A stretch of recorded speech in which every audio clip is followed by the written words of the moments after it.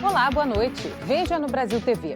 Hoje completa uma semana que cidades inteiras do Rio Grande do Sul ficaram debaixo d'água. A situação ainda é dramática em muitas regiões por conta da destruição. E a força para reconstruir o que se perdeu vem da mobilização da sociedade, da população por todo o país, para ajudar as vítimas dos alagamentos e dos temporais. Policiais civis de 12 estados fazem uma operação para combater o crime organizado e dar tranquilidade para as comunidades. E ainda, uma exposição de fotos no Rio de Janeiro mostra a tomada do poder pelos militares chilenos. O golpe no Chile completa hoje 50 anos. Segunda-feira, dia 11 de setembro. Agora no Brasil TV.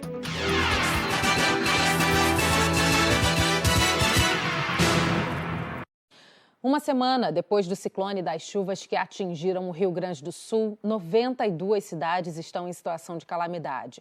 25 mil pessoas ainda estão fora de casa. 46 pessoas perderam a vida no estado. E ainda há 40 desaparecidos. No meio de tantas perdas, a população tenta encontrar um caminho para recomeçar. No meio de tanta destruição, um dia de sol já é muito importante. A gente precisa lavar tudo que sobrou, os móveis, as cadeiras, as coisas, colocar a secar. Máquinas trabalham para abrir caminho. Ainda é difícil saber onde estão as ruas ou por onde acessar alguns pontos das cidades atingidas. Em Mussum, uma das mais afetadas, o Hospital de Campanha do Exército ajuda a população. Aqui a gente faz um atendimento mais de baixa complexidade. As pessoas buscam a gente mais para tirar uma dor, até um apoio psicológico também que a gente faz. Suprimentos básicos a gente tem disponível aqui, vacinas. Imagens de câmeras de segurança, exibidas ontem no Fantástico, mostram o momento em que a água começou a subir, na segunda-feira passada. A 80 quilômetros de Mussum e Roca Salles, uma câmera instalada no Rio das Antas, em Cotiporã, na Serra Gaúcha, já mostrava o perigo a caminho. 1h30 depois, a ponte já tinha desaparecido. A água subiu tanto que chegou à altura da câmera. Todo esse volume de água seguiu para o Rio Taquari. Até a praça desapareceu. De outro ângulo, é possível ver a força da água. Em Roca Salles, esses moradores receberam vizinhos pela janela. Uma semana depois que a água do Rio Taquari invadiu essas cidades, o que se vê ainda é um cenário de muita lama pelas ruas. Em cada esquina há muito entulho. É o que restou das casas, dos mercados, das lojas. E para quem perdeu tudo nessa tragédia, claro, ainda é muito cedo para dizer que já é possível voltar para casa. Não tem previsão, né? Só depende de Deus. Mas vai ser triste para voltar. Olha como é que tá isso aí. Foi uma tragédia triste para todos nós, né? Pegou todo mundo de surpresa. Mas fazer o quê, né? Muita gente ainda passa a noite nos abrigos e durante o dia trabalha para tentar limpar a casa onde morava. O dia todo a gente passa aqui limpando e de noite a gente se desloca para ir dormir lá. E de manhã levanta cedo, volta para cá de novo. É muito triste isso. Tudo isso que aconteceu, né? A gente nunca imaginava, né? Hoje o Instituto Geral de Perícias começou um mutirão em Mussum e em Roca Salles. É para emitir novas carteiras de identidade para quem perdeu os documentos na enchente. O cidadão chega aqui conosco, mesmo não tendo documento, a gente tem um apoio dos cartórios, onde eles nos fornecem os dados da certidão. Nós cadastramos. Com tantas histórias tristes, encontramos a dona Elma, de 99 anos. Ela sobreviveu após ficar mais de 9 horas pendurada em uma árvore. Eu rezei, fiquei rezando. Eu não sei quando entrei no barco, não sei quando entrei vim para cá. Não sei de nada. Não me lembro de nada. Mesmo. Os animais também foram vítimas das enchentes. Alguns foram salvos, como neste flagrante em Mussum. A Daniela e o pai estavam em uma canoa quando viram o cão nadando na água. Foi emocionante. A gente viu o volume da água e a gente só pensou, imagina quanto tempo esse cachorrinho não estava lutando para encontrar um lugar, né? Ele provavelmente, porque não tinha, gente, não tinha, isso era água para tudo quanto era lado. Se ele não encontrasse algo para se segurar. E quando a gente viu, não tem como deixar para trás, né? Não tem, a gente ama, a gente tem cachorro, tem gato, a gente sabe o quanto os animais são importantes também. As doações às vítimas do ciclone no Rio Grande do Sul já somam mais de 100 toneladas entre alimentos, roupas e outros itens. Uma parte já foi entregue, outra ainda está sendo organizada.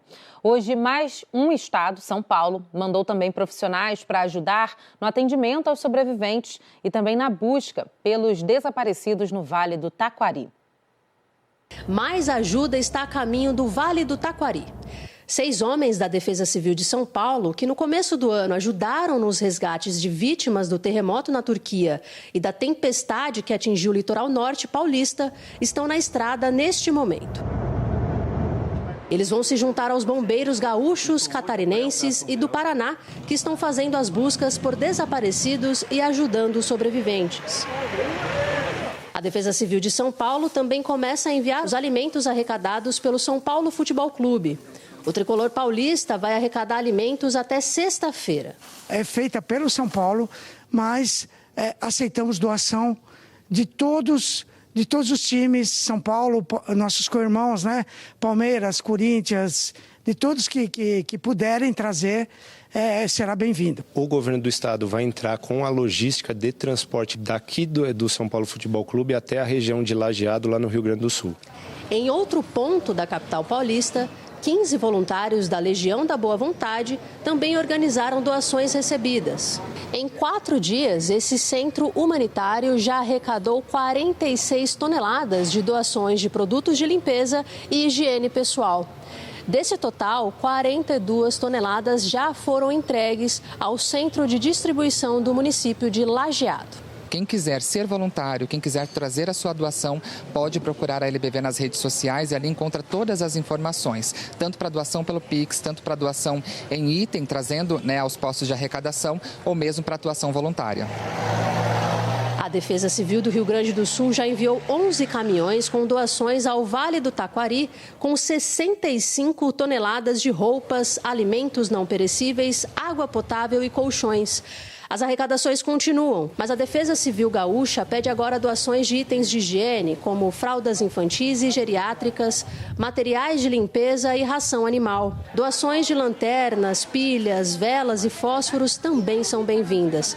Algumas cidades atingidas pelo ciclone ainda estão sem energia. Todos aqueles que saíram das suas casas, vieram para cá, pegaram o rodo, o balde para tirar a lama, o lodo das casas, das ruas e que de alguma forma estão colaborando, seja fazendo um Pix de 5, 10 reais, seja doando alimentos, a nossa mais profunda gratidão. Vamos reconstruir todas as nossas cidades aqui. E agora um alerta para os moradores de cidades que sofrem com enchentes. Acidentes com animais peçonhentos aumentam no período chuvoso. Escorpiões, por exemplo, deixam os abrigos que ficam alagados em busca de locais secos onde possam se alimentar. Em Belo Horizonte, o número de acidentes deste tipo aumentou. O Levi, de 2 anos, estava brincando no quintal quando foi picado por um escorpião. Tinha uma mesinha aqui, essa mesa estava aqui em cima, com o cal em cima. Ele estava tentando subir na mesa para abrir a torneira. Pelo visto, o bicho estava atrás do cal, em cima da mesa. Onde ele pôs a mão, o bicho picou ele.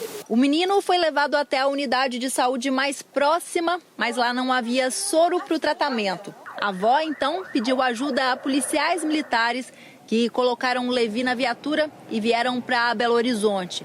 O trajeto de 40 quilômetros foi uma corrida contra o tempo. Na hora que chegou lá, eu entrei com ele desfalecido e já entreguei ele lá dentro na maca, né? E assim, eu pensei, ele vai morrer, porque a condição que ele estava muito, muito ruim.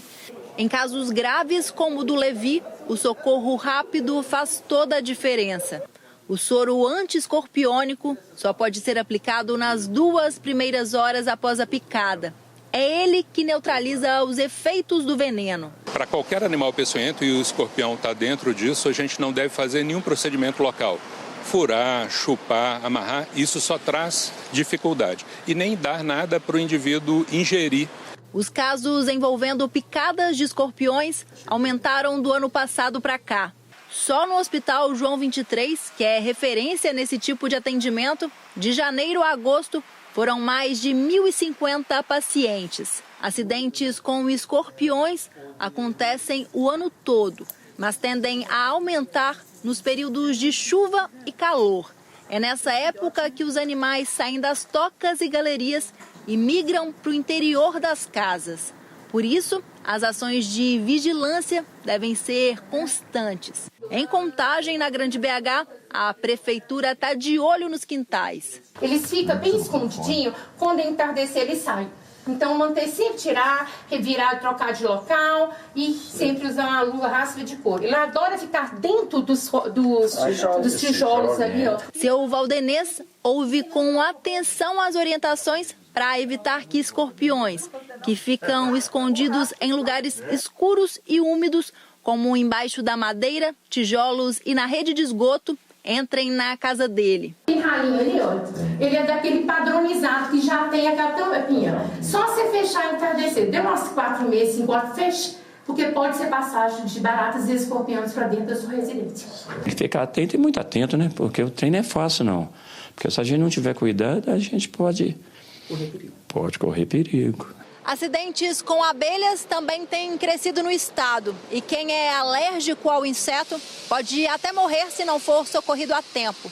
De janeiro a agosto do ano passado, o Hospital João 23 recebeu 61 pacientes vítimas de picadas de abelha. No mesmo período de 2023, foram 104 pessoas atendidas, um crescimento de mais de 40%.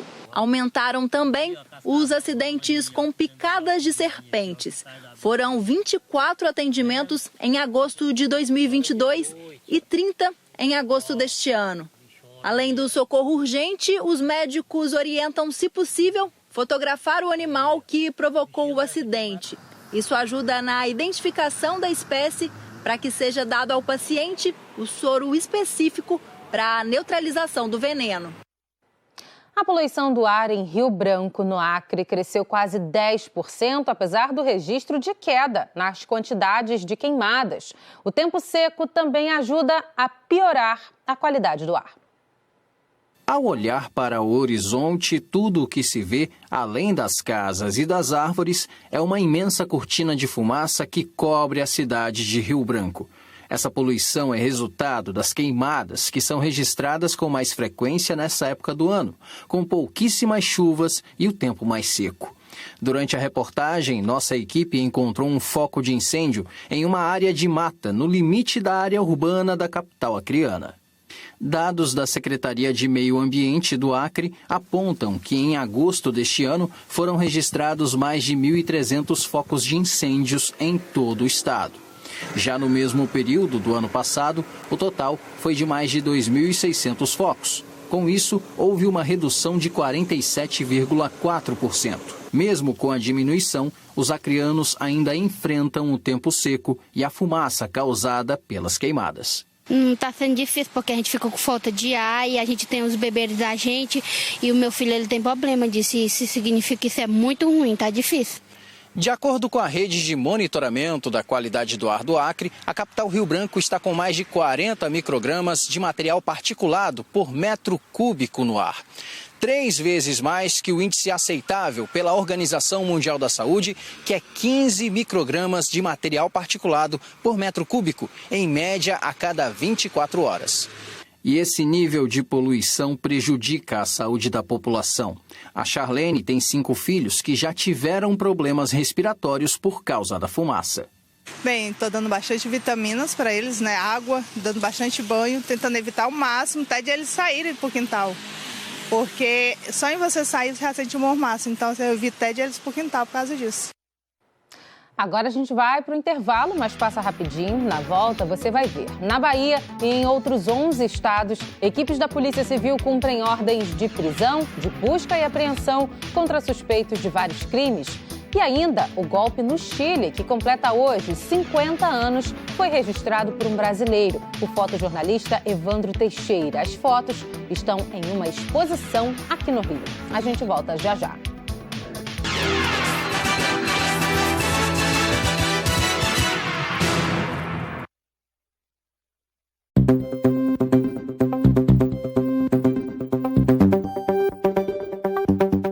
gente sabe que você adora acompanhar as novelas, se informar pelos telejornais e curtir o futebol ou o filme com a família.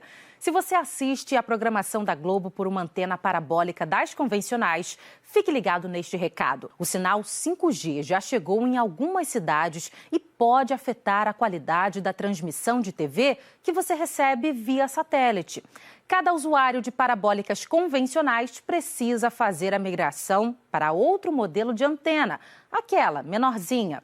A migração já começou. Aqueles que não trocarem a sua parabólica sofrerão interferência e ficarão impossibilitados de assistir a TV com qualidade. Se você é beneficiário de programa social do governo federal e usuário ativo da parabólica, a troca é gratuita. Se você não é beneficiário, procure seu antenista e realize logo a troca para continuar acompanhando seus programas favoritos na qualidade Globo de sempre.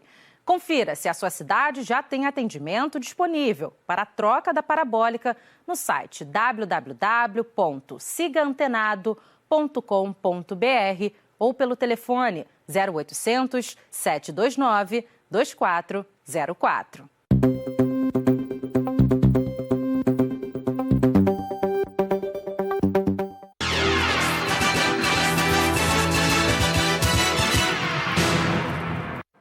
Brasil TV de volta com a operação que mobilizou policiais civis de 12 estados para combater crimes como o tráfico de drogas e também mortes violentas.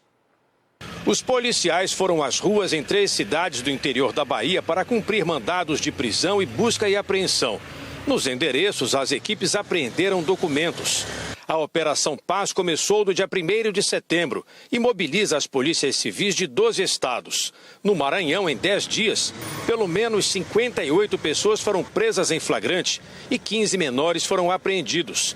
Os policiais encontraram mais de 10 veículos roubados e armas sem registro com os criminosos. A operação nos 12 estados é coordenada pelo Ministério da Justiça e Segurança Pública.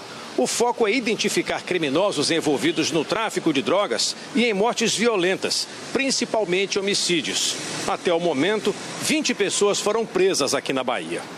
A Bahia tem enfrentado uma crise na segurança pública, que se intensificou nas últimas semanas, com o acirramento dos conflitos entre facções pelo controle do tráfico de drogas na região central de Salvador. Só no mês de agosto, houve 186 tiroteios na capital baiana e região metropolitana. 163 pessoas morreram, segundo o Instituto Fogo Cruzado.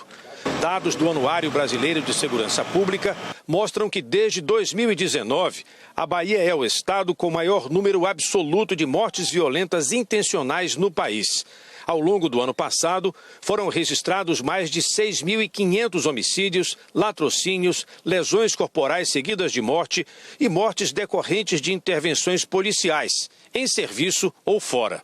Isso tem a ver tanto com a reorganização territorial das organizações criminais ligadas ao tráfico de drogas, que acontece no Brasil inteiro, mas também pelas próprias opções políticas da Secretaria de Segurança Pública, que investe numa mesma lógica que prioriza o confronto. É fundamental que sejam reunidos esforços para a produção da paz, inclusive entre os órgãos de segurança de vários estados, já que as organizações criminais também atuam de forma nacionalizada e até internacionalmente. Então é fundamental a reunião de esforços, mas baseada em inteligência e não no incentivo à lógica do confronto que coloca a população na linha do tiro.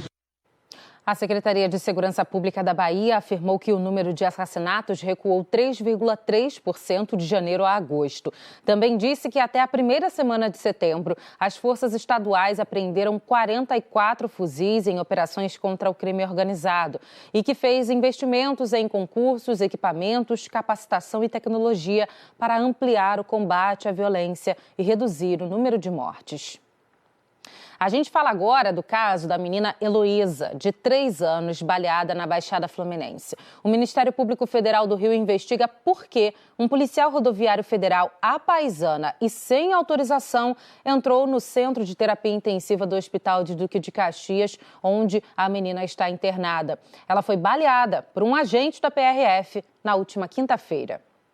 A Corregedoria da Polícia Rodoviária Federal informou que identificou o agente que entrou sem autorização no sábado aqui no hospital onde a menina Heloísa, de 3 anos, está internada. A Corregedoria disse que vai apurar a conduta do agente. Além disso, a Prefeitura de Duque de Caxias disse que está analisando as imagens das câmeras de segurança aqui da unidade para entender as circunstâncias que esse policial entrou no hospital. Heloísa segue internada na UTI aqui da unidade, respirando com a ajuda de aparelhos. No primeiro depoimento dos policiais prestados à Polícia Civil, o agente Fabiano Menacho Ferreira admitiu ter feito os disparos de fuzil que atingiram a menina.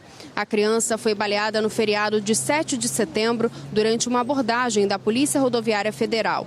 Em depoimento, os agentes disseram que tiveram a atenção voltada para o veículo Peugeot 207 e que a placa indicava que o carro era produto de roubo, que seguiram atrás do veículo, ligaram o giroflex e tocavam a sirene, indicando ao condutor que parasse, que depois de cerca de 10 segundos atrás do veículo, escutaram um som de disparo de arma de fogo e chegaram a se abaixar dentro da viatura.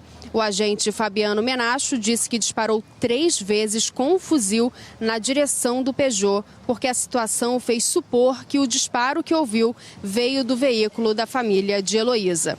Heloísa foi atingida por 2 tiros de fuzil. O estado de saúde da menina é considerado gravíssimo. Os agentes foram afastados. Natália Castro, para o Brasil TV.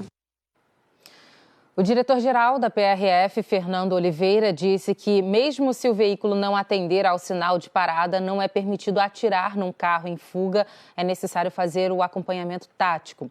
O Ministério Público informou que vai tomar providências para reforçar a segurança no hospital. O golpe militar que instaurou uma ditadura militar no Chile completa 50 anos neste mês. Parte desse violento capítulo da história do Chile foi documentada por um brasileiro. E as fotografias estão numa exposição no Rio do fotojornalista Evandro Teixeira.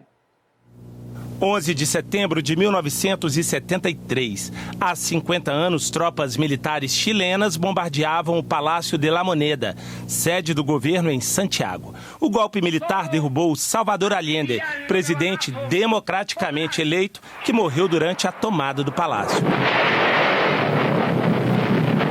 Por 17 anos, o Chile foi governado pelo ditador Augusto Pinochet. Ele comandou um regime que perseguiu e matou cidadãos e ainda restringiu liberdades individuais e de imprensa. Uma exposição de fotos no CCBB do Rio de Janeiro, também em cartaz em Santiago, capital chilena, revela momentos de violência e dor que a repressão tentou esconder, mas que não escaparam aos olhos de um brasileiro que estava por lá nos dias seguintes ao golpe. Essas fotos são registros históricos de uma das mais violentas ditaduras da história da América Latina. O fotógrafo Evandro Teixeira registrou cenas em lugares que na época nenhum outro repórter esteve, como, por exemplo, os porões do Estádio Nacional do Chile, onde mais de 400 presos políticos foram assassinados pelos militares. O regime comandado por Pinochet montou uma cena para a imprensa internacional. Convocou jornalistas para dizer que os presos políticos estavam sendo bem tratados, mas restringiu o acesso dos repórteres. Lá no começo, na entrada do estádio, já começaram a me proibir, querendo, deixando fotografar. Nessa foto, o militar está tentando... Proibir. Te proibir. E aí entramos. O coronel levando a gente lá para dentro do gramado. E ele chamou o jornalista para chegarem perto, ele se encostou na divisão ali, da arquibancada, chamou o jornalista. Olha, tá vendo o nosso menino? Vocês estão falando que estão maltratando, olha, bonito, gordito e tal. Mas Evandro desconfiou. Ele conhecia bem o estádio porque esteve lá na Copa de 1962. Conseguiu escapar da vigilância da ditadura e descobriu o que os militares queriam esconder: os presos torturados. Ali acontecia uma das maiores chacinas da história latino-americana. Quando eu chego lá embaixo, tem estudante no paredão, os caras armados, estudante na grade, uma loucura. Essa foto da grade foi a única foto que eu consegui mandar para o Jornal do Brasil, porque tudo era censurado. Não deixavam passar nada. Porque aqui também estávamos numa ditadura. Sim. E essa foto foi acho que eles deram uma bobeada. Depois, a primeira que eu mandei foi essa, depois não deixaram mais cortar, nada entrava. Evandro também foi o único fotógrafo a registrar a morte do poeta chileno Pablo Neruda, logo depois do golpe. Durante décadas, o governo alegou que o ganhador do Prêmio Nobel de Literatura tinha sido vítima de um câncer. Mas pesquisadores analisaram os restos mortais do poeta e concluíram que, na verdade, ele foi envenenado. São imagens que falam não só do golpe, da violência e da barbárie no Chile, mas também tem um sentido de universalidade nesse aspecto, né, da documentação da barbárie, quando o exército de um próprio país toma a cidadania, né, domina, esmaga, sitia. Até hoje, famílias chilenas buscam por parentes desaparecidos no regime militar. Na semana passada, o presidente Gabriel Boric lançou um plano nacional de buscas por desaparecidos durante a ditadura de Augusto Pinochet. Fica uma marca na história que a gente não pode esquecer, tem que guardar para não se repetir os mesmos erros do passado. É isso aí. O Brasil TV fica por aqui. Outras notícias logo mais no Jornal Nacional, às 8h30 da noite, hora de Brasília. Uma ótima noite para você. Até amanhã.